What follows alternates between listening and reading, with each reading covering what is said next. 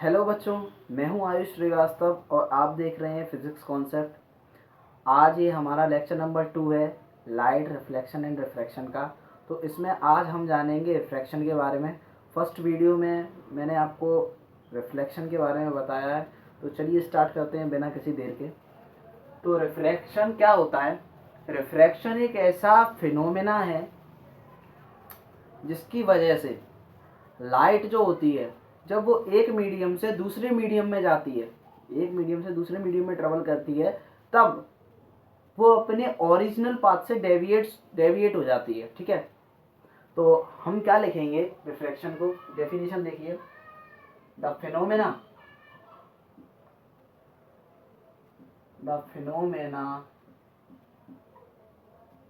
Due to which light ray deviates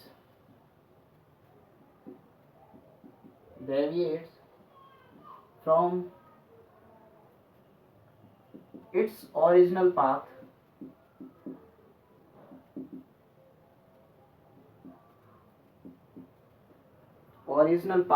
when, कब होती है? जब when its travel, जब वो ट्रेवल करती है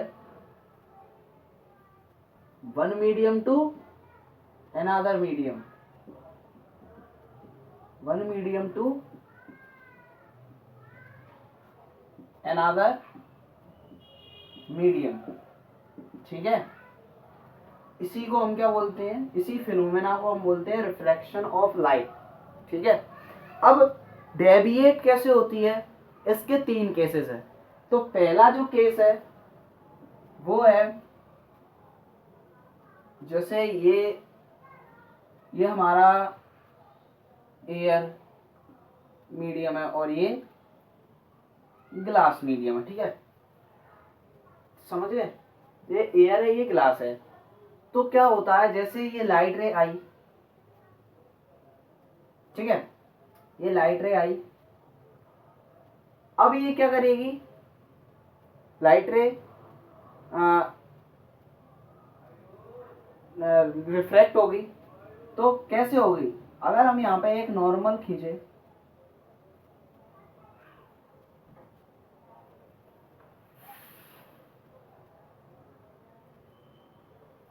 अगर हम यहाँ पे एक नॉर्मल डाल दें, ये नॉर्मल, तो जब लाइट रेयर मीडियम से डेंसर मीडियम में जाती है, ये कैसा मीडियम है? रेयर मीडियम है, खाली एकदम, है ना। और ये कैसा है? डेंसर, भरा हुआ।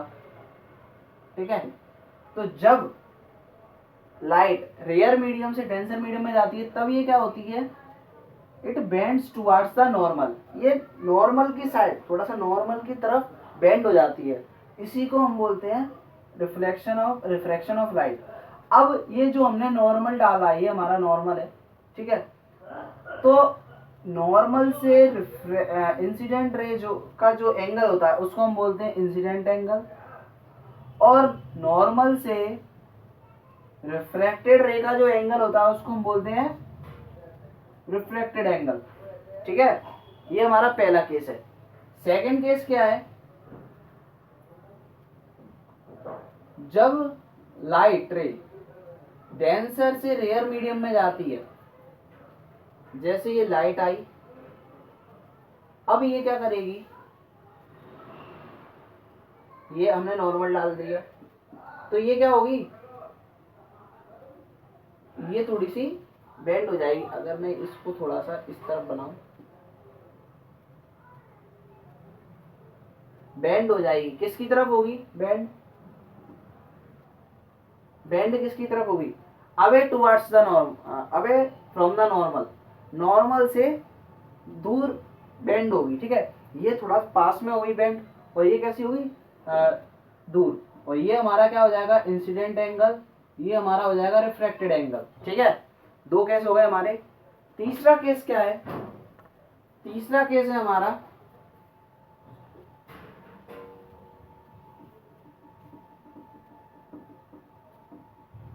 तीसरा केस है हमारा कि जब लाइट रे चाहे रेयर से डेंसर में जाए डेंसर से रेयर में जाए, अगर वो नॉर्मली स्ट्राइक करती है किसी भी सरफेस पे और रिफ्रैक्ट होती है, तब क्या होगा, तब ये होगा कि वो बेंड नहीं होगी। ठीक है, तब बेंड नहीं होगी। तो इसका मतलब क्या है कि जो हमारा इंसिडेंट एंगल होगा और रिफ्लेक्टेड एंगल होगा वो कैसा होगा, दोनों ही जीरो होंगे। दोनों ही कैसे होंगे, 0 डिग्री। ठीक है, तो आई होप आपको समझ में आया होगा। अब हम बात करेंगे इसके बाद 3 केसेस समझ में आ गए। अब एक चीज और सुन लीजिए, जैसे एग्जाम्पल देखते हैं अपन इसके।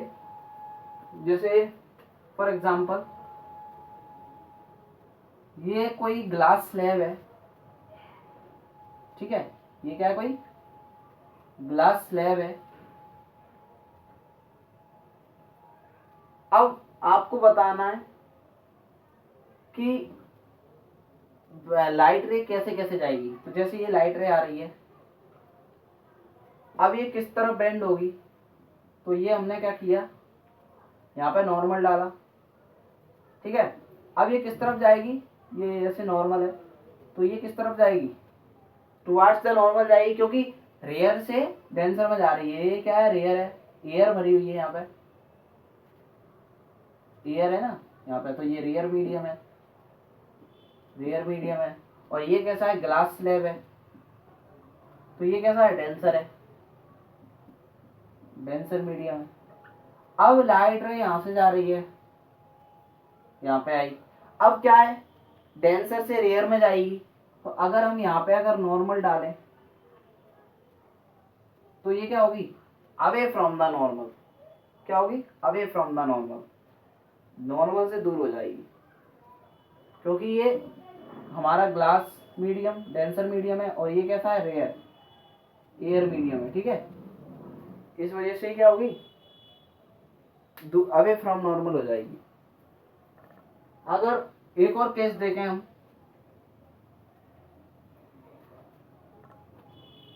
ये हमारा ग्लास प्रिज्म है। क्या है ये, हमारा ग्लास प्रिज्म। अब कोई लाइट रे यहां से आई, तो ये हमारा नॉर्मल, ये नॉर्मल है, तो क्या होगी, नॉर्मल से दूर, नॉर्मल के मतलब एयर से रेयर से डेंसर में जाएगी, तब क्या होगा, नॉर्मल के पास आएगी, नॉर्मल की तरफ। ठीक है, अब जैसे ये रेयर से डेंसर से रेयर में जा रही है, तो अगर हम यहाँ से नॉर्मल डालें, यहाँ से नॉर्मल डालते हैं हम, ये नॉर्मल है, तो ये कहाँ भागेगी, डेंसर से रेयर में, तो अवे फ्रॉम नॉर्मल होगी। ठीक है, ये सेकंड केस है थोड़ा सा। ठीक है, तो ये जो एंगल बनेगा वो कितने का बनेगा, 90 डिग्री का। अब हम बात करेंगे रिफ्रैक्टिव इंडेक्स की। रिफ्रैक्टिव इंडेक्स क्या होता है,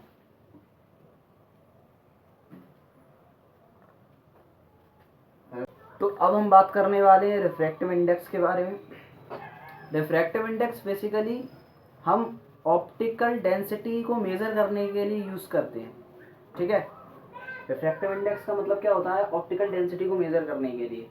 फॉर एग्जांपल, अगर लाइट रेयरर मीडियम में चल रही है, तो लाइट की जो स्पीड होगी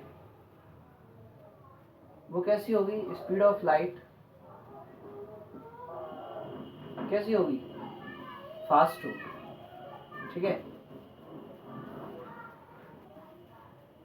इफ लाइट डेंसर मीडियम में ट्रेवल कर रही है, तो स्पीड ऑफ लाइट कैसी होगी,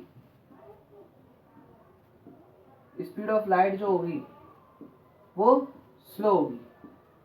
ठीक है, फॉर एग्जांपल, आप कहीं रोड पर चल रहे हो और उस रोड पर ट्रैफिक है, तो आपको चलने में ज़्यादा परेशानी होगी, आपकी स्पीड स्लो हो जाएगी। लेकिन अगर आप उस रोड पर चल रहे हो जिस रोड पर बिल्कुल भी ट्रैफिक नहीं है, बिल्कुल खाली पड़ी है रोड, तो आपको ज़्यादा चलने में परेशानी नहीं होगी, आप स्मूथली चलोगे। ठीक है, तो ऐसी लाइट है। अगर लाइट रेयर मीडियम में चल रही है, एकदम खाली मीडियम है, तो लाइट की स्पीड कैसी होगी? फास्ट होगी। अगर डेंसर मीडियम है तो लाइट की स्पीड कैसी होगी? स्लो होगी। ठीक है, और रिफ्रैक्टिव इंडेक्स जो होता है इसको म्यू से रिप्रेजेंट करते हैं। किस लिए यूज होता है ये? ऑप्टिकल डेंसिटी को मेजर करने के लिए, ऑप्टिकल डेंसिटी को मेजर करने के लिए।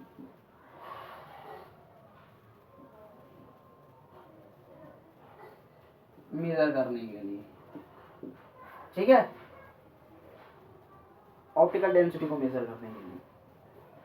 अच्छा, एक चीज और कि अगर लाइट, हम इस क्या बोल रहे हैं कि रिफ्रैक्टिव इंडेक्स जो होता है वो क्या होती है? Optical density. मतलब अगर मीडियम डेंसर है तो लाइट स्लो ट्रेवल करेगी। यहाँ से क्या निकल के आ रहा है कि जितना ज्यादा रिफ्रैक्टिव इंडेक्स उतनी कम स्पीड, क्योंकि ये डेंसर मीडियम है, इसकी डेंसिटी ज्यादा होगी इस मीडियम की, तो स्पीड ऑफ लाइट कैसी हो गई? स्लो। इसीलिए हमने एक चीज निकाली यहाँ से कि जो रिफ्रैक्टिव इंडेक्स होता है वो किसके इनवर्सली प्रोपोर्शनल होता है? वेलोसिटी ऑफ लाइट के। ठीक है, वेलोसिटी ऑफ लाइट के। ठीक है, अब हम एक एग्जांपल के थ्रू समझते हैं इसको हम एक एग्जांपल के थ्रू समझने की कोशिश करेंगे, तो शायद आपको ज्यादा क्लैरिटी आएगी। ठीक है, जैसे अगर यहाँ पे एक लाइट रे है, वो आ रही है, और यहाँ पे अगर हमारा नॉर्मल है तो ये किसकी तरफ बेंड होगी? अगर ये एयर ले लें हम और ये ग्लास ले लें, ये किसकी तरफ बेंड होगी? Bend towards the normal. ठीक है, और इसकी जो वेलोसिटी है वो इतनी है 3 × 10⁸ मीटर पर सेकेंड लाइट की यहाँ पे। और यहाँ पर स्पीड कितनी है? यहाँ पर स्पीड मान लेते हैं हम,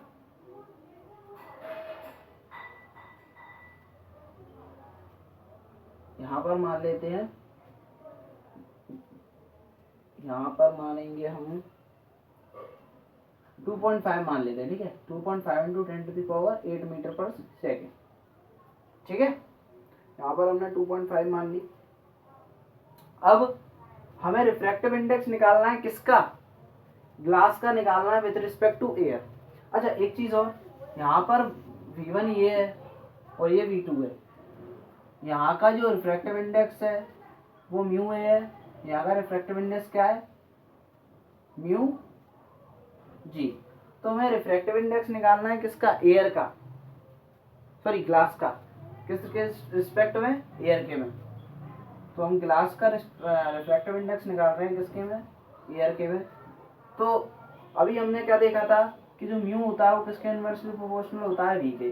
तो म्यू जी, यानी कि इसकी जो वेलोसिटी होगी वो इनवर्सली प्रोपोर्शनल होगी, तो नीचे आएगी, तो 2.5 × 10⁸ होगा यहाँ पर, और इसकी जो होगी वो ऊपर आएगी, तो 3 × 10⁸ यहाँ पर होगा।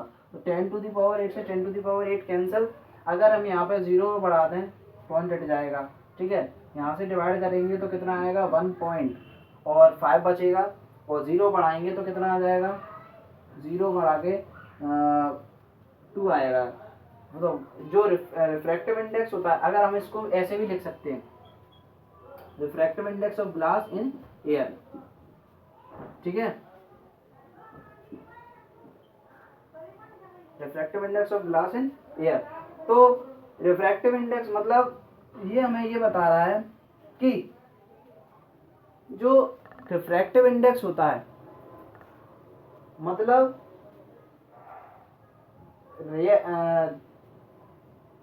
लाइट, सॉरी, ग्लास का जो ग्लास मीडियम है वो कितना गुना है इससे एयर से डेंस है। एक तो ये चीज बता रहा है, ये इंफॉर्मेशन दे रहा है। दूसरा क्या दे रहा है?